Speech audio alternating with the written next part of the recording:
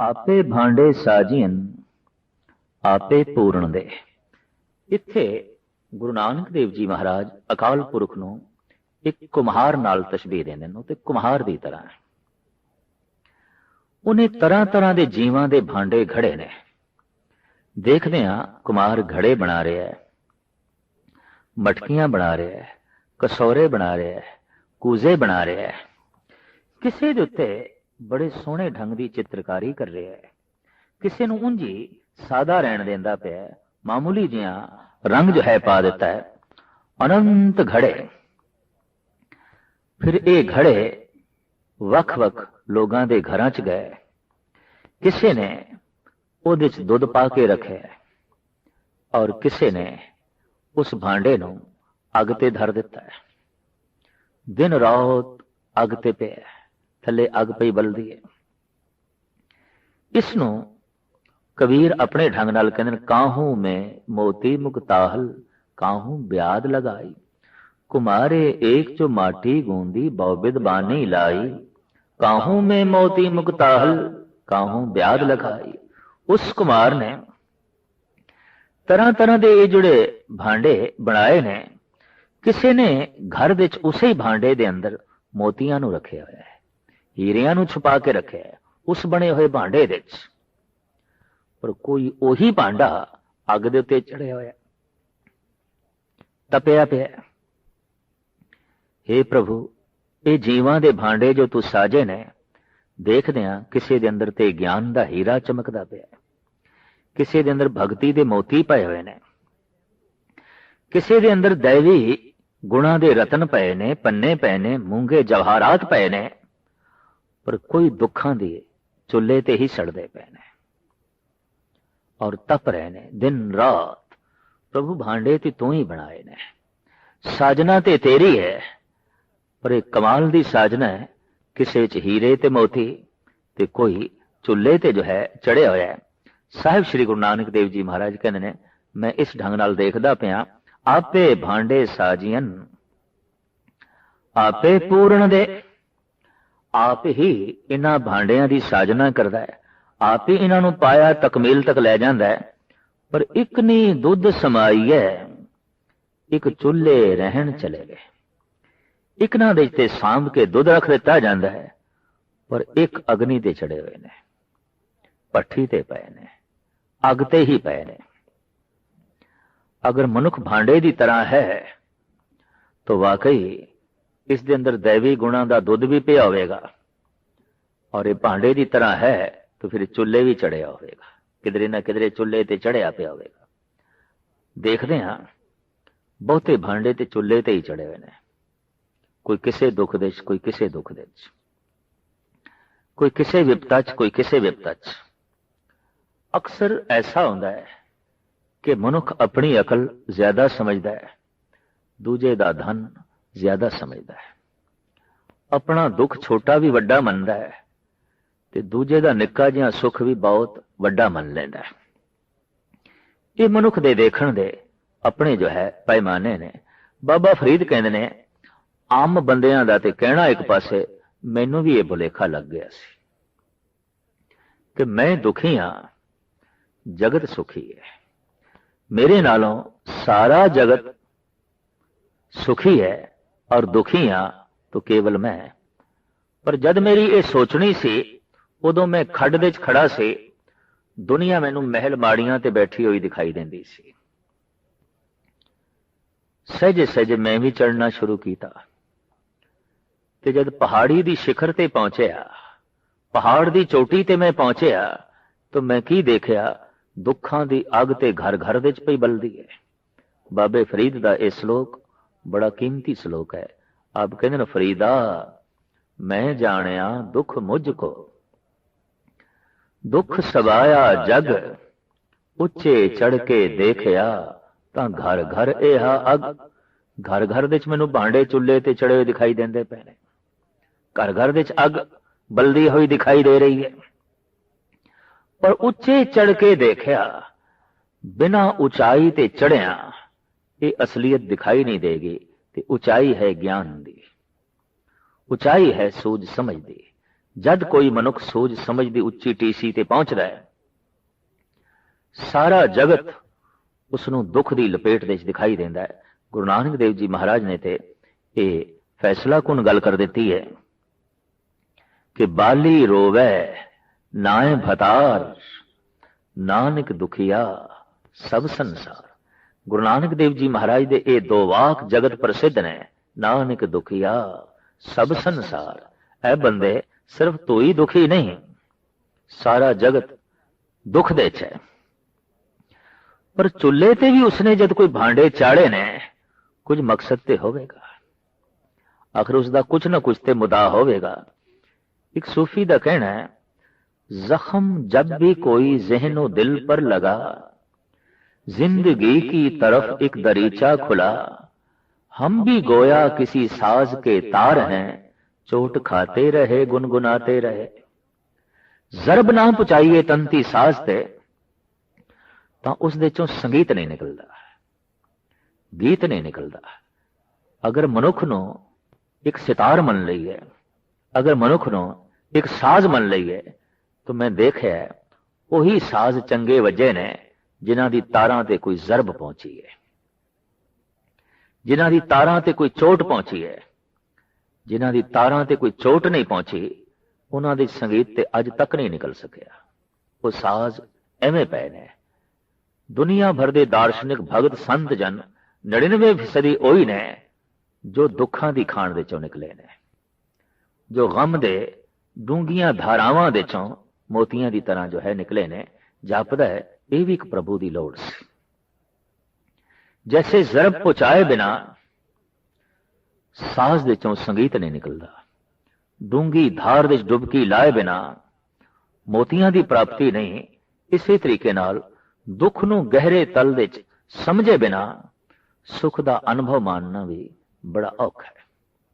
यही कारण है कि विपरीत हालत परिपूर्ण परमात्मा ने बनाई है।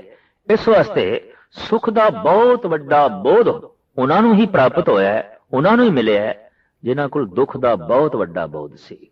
इस वास्ते दुख नूं किधरे परमात्मा दी क्रोपी ना मन लईए। कहतियां दुख भूख सदमार, ए भेदात तेरी दातार। तो महाराज कहते एक नी दुध समाइए, एक चुल्ले रहन चले।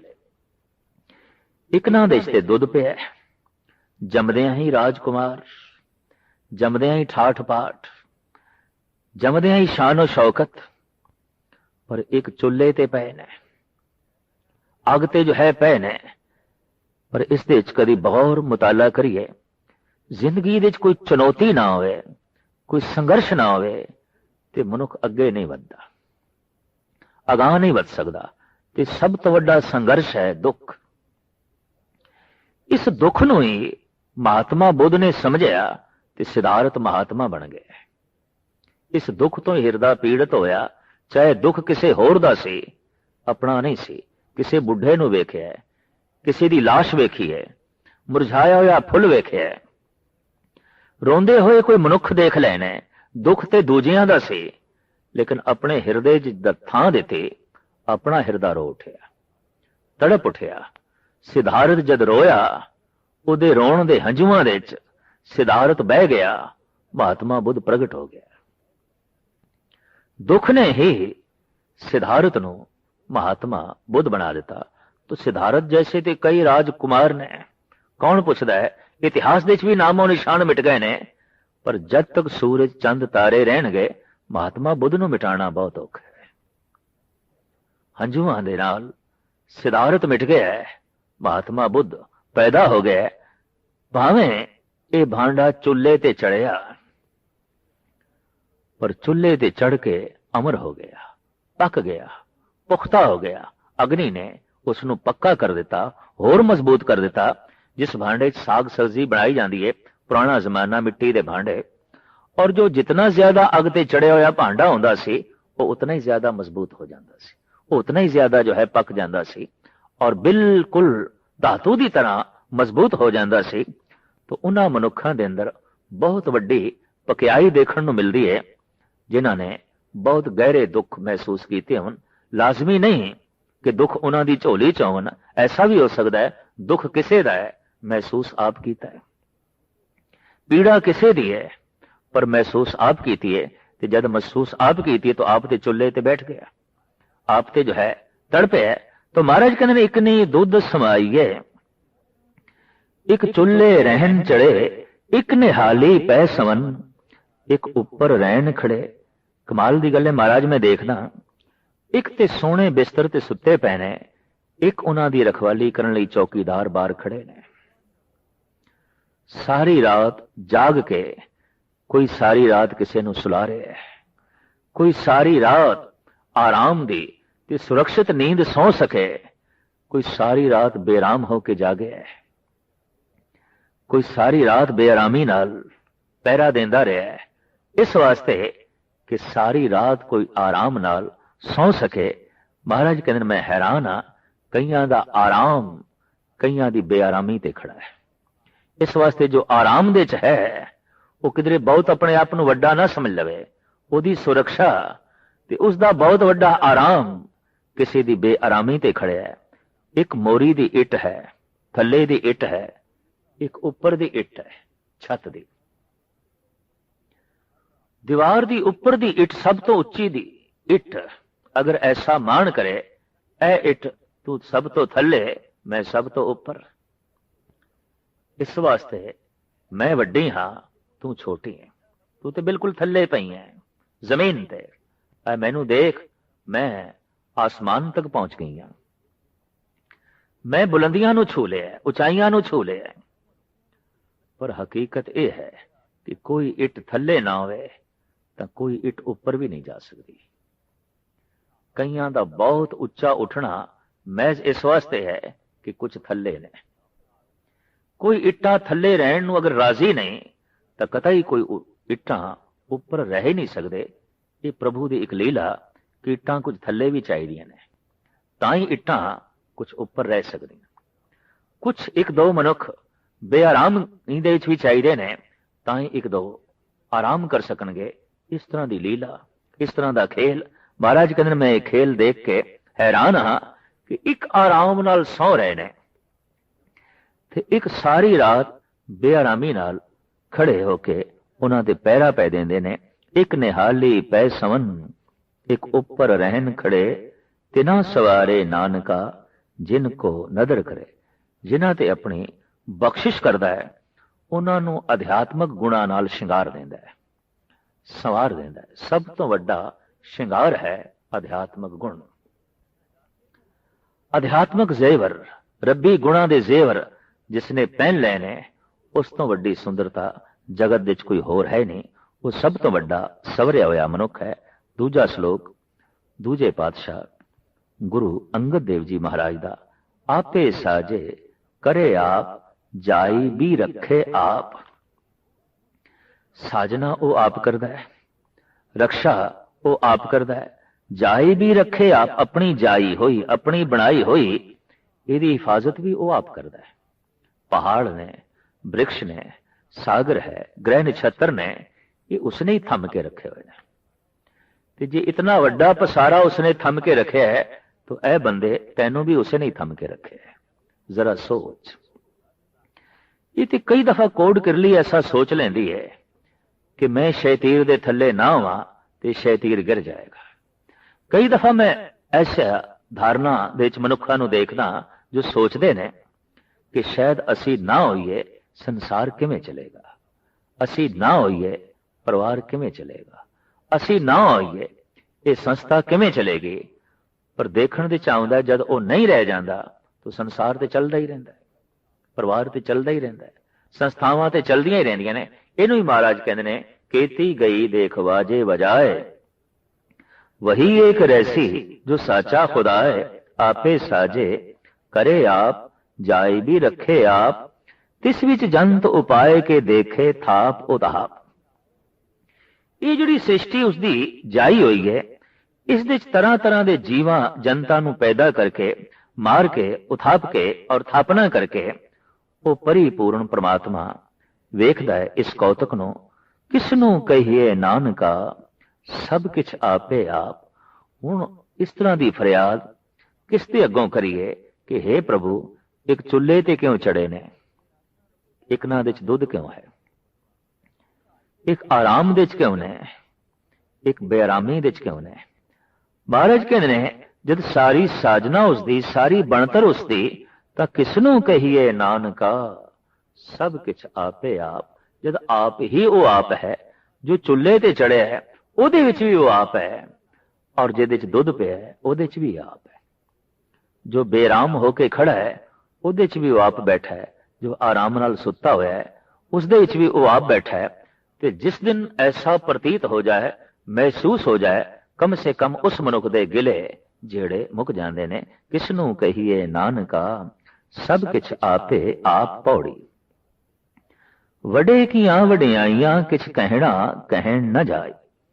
प्रभु बहुत वड्डा है, बहुत वड्डा है। किस करके वड्डा है? वडियाइयां करके वड्डा है, गुणा करके वड्डा है। पर उसदियां वडियाइयां कहण दे च नहीं आउंदियां। पूर्ण तौर ते उसनूं बयान करना बड़ा कठिन है, बहुत औखा है। वडे कीआं वडियाइयां किछ कहना कहण न जाए। कुरान शरीफ ने अपने ढंग नाल उसदियां वडियाइयां नूं बयान कीता है। गीता ने अपने ढंग नाल उसदे गुण जगत दे सामने रखे ने। इसी तरीके नाल असीं देखदे हां धम्मपद है, बाइबल है, वो अपने ढंग नाल प्रभु दे गुणां दा उचारण करदे ने।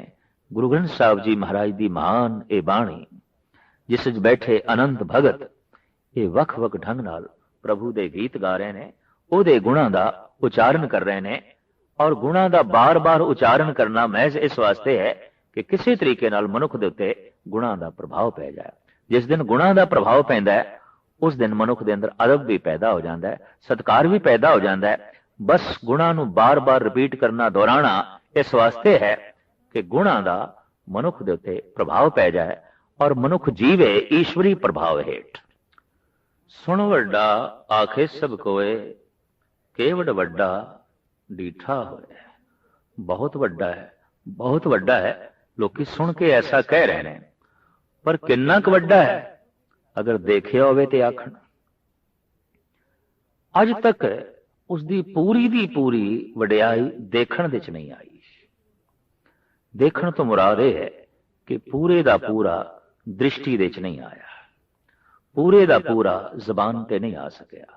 सुन सुन के लोगों ने वड्डा उसनूं जरूर आख्या है और वड्डा उसनूं जरूर अनुभव किया है, पर उहदे उरार पार दा नहीं पता चलिया। तो महाराज कहंदे ने वडे कीआं वडियाइयां किछ कहना कहन न जाए, सो करता कादर करीम दे जियां रिजक समाए। वो जगत दा करता है, कुदरत दे च रमिया होया है, करीम बख्शिंद है, दे जियां रिजक समाए, ते सारे जीवां नूं रोजी देण वाला है। गुरु गोबिंद सिंह जी महाराज कहंदे ने राज़िक रहिंद है कि रोजी देहिंद है। निरा तू जीवन ही नहीं दिता, निरा तू परिवार ही नहीं दिता, निरे तू मित्र ते धन संपदा ही नहीं दिती। हे प्रभु सच ये है कि रोजी देहिंद भी तू ही है, राज़िक रहिंद भी तू ही है। तो महाराज कहंदे ने वख वख जीवां नूं रोजी भी तू आप ही दे रहे हैं। ईरान के प्रसिद्ध सूफी फकीर जनाब शेख सादी साहब कहते ने गमे रोजी मखुर मजन और के दफ्तर रा के पेशे अस्तिफल एजद कल कुनद पस्ताने मादर रा। होर कोई गम करना है ते कर ले, पर रोजी दा गम ना करें, रिजक दा गम ना करें। क्यों? गमे रोजी मखुर मजन और के दफ्तर रा के पेशे अस्तिफल एजद कलपुनद पस्ताने मादर रा। बच्चे दा जन्म बाद दे च है, तिफल दा जन्म बाद दे च है, मां दे अस्तना दे च दुध पहले है। तो इत्थों क्यों नहीं प्रेरणा लेंदा कि रिजक पहले है, जनक बाद दे च है। आया तू जगत दे च बाद दे च है, पर तेरी रोजी पहले आ गई है। इसनू सतगुरु कहंदे ने पहले देते रिजक संभाहा, पाछे देते जन तो बाहा। जीव जंतु बाद विच पैदा होंदे ने, उन्हां दा रिजक पहले आउंदा है। इनू साहिब गुरु अर्जन देव जी महाराज ने भी अपने ढंग नाल बयान किया है कि प्रथमे माखन पाछे दूध मैलू कीनो साबन सूद प्रथमे माखन। मां दे अस्थन पहले ने, दुध बाद दे च, बच्चे दा जन्म बाद दे च है, ओदी रोजी पहली है। एक बच्चे दे उत्ते ये जो नियम लागू है, वड्डे ते जवान ते पशु पक्षियां ते परिंद चरिंद ते बनस्पति ते सब कुछ ते ये नियम लागू है। उन्हां दी होंद बाद दे च प्रगट होई है, रोजी पहले आई है। ते जद कोई रोजी दी चिंता करदा है, दरअसल खामखा दिल दिमाग दे उत्ते बोझ सहेड़दा है। सिर सिर रिजक संभाहे ठाकर, काहे मन भव करया। भगत धन्ना जी ते इत्थे तक कहंदे ने, पाखाण कीट गुपत होई रहता, तांचो मार्ग नाही, कहे धन्ना पूरन ताहू को, मत रे जिए डराई। ऐ जी भुल के भी डरी ना, पत्थर दे अंदर कीड़ा है, बाहर आण दा कोई द्वार भी नहीं, पर उन्होंने अंदर ही रिजक दई जांदा है।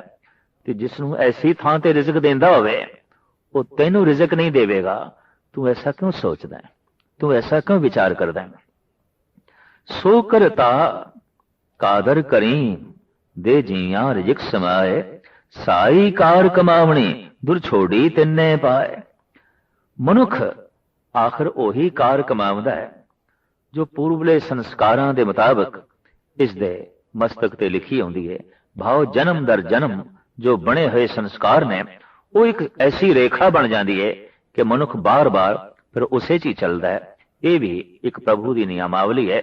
जप तप दे नाल पुरातन बने हुए संस्कारां नूं मिटा के नवी रेखा बनानी है, ताकि सागर तक पहुंच सके। जिहड़ी पानी की रेखा विपरीत दशा च बन गई है सागर तो, सागर नाल मिलना औखा हो सकता, रस्ते च सुख सड़ जाए।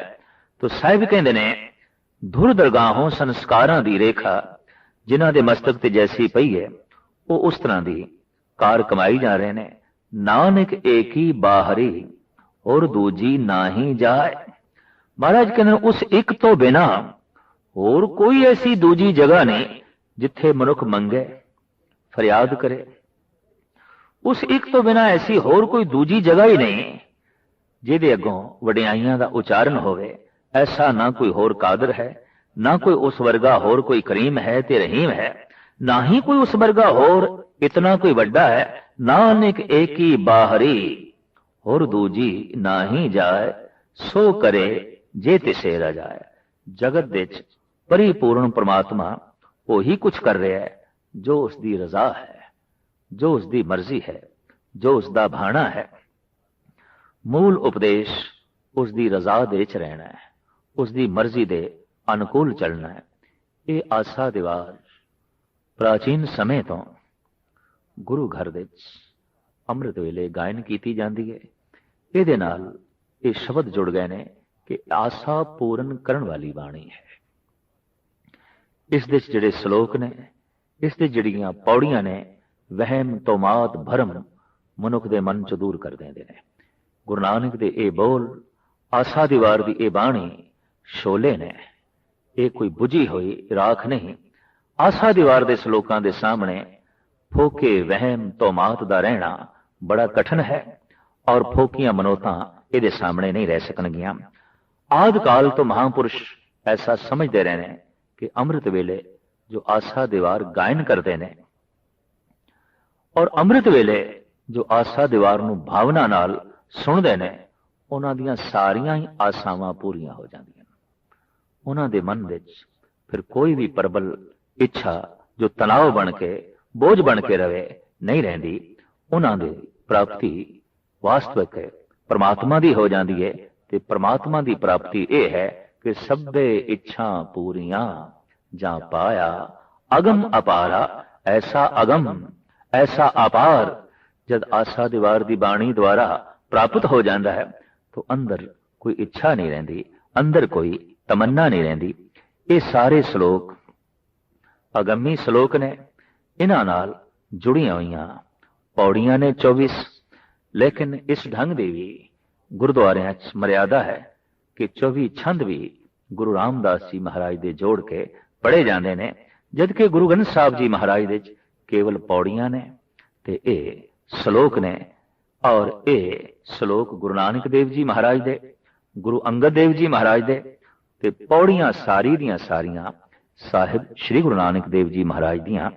ਸਾਹਿਬ ਸ੍ਰੀ ਗੁਰੂ ਨਾਨਕ ਦੇਵ ਜੀ ਮਹਾਰਾਜ ਬਖਸ਼ਿਸ਼ ਕਰਨ ਜਿਨ੍ਹਾਂ ਜਿਨ੍ਹਾਂ ਨੇ ਵੀ ਭਾਵਨਾ ਨਾਲ ਇਸ ਵਿਚਾਰ ਨੂੰ ਸਰਵਨ ਕਰਨਾ ਹੈ। ਉਮੀਦ ਹੈ ਸਤਿਗੁਰੂ ਉਹਨਾਂ ਦੀ ਆਸਾਵਾਂ ਨੂੰ ਭਾਗ ਲਾਵਣਗੇ, ਉਹਨਾਂ ਦੀਆਂ ਭਾਵਨਾਵਾਂ ਨੂੰ ਪੂਰਨ ਕਰਨਗੇ।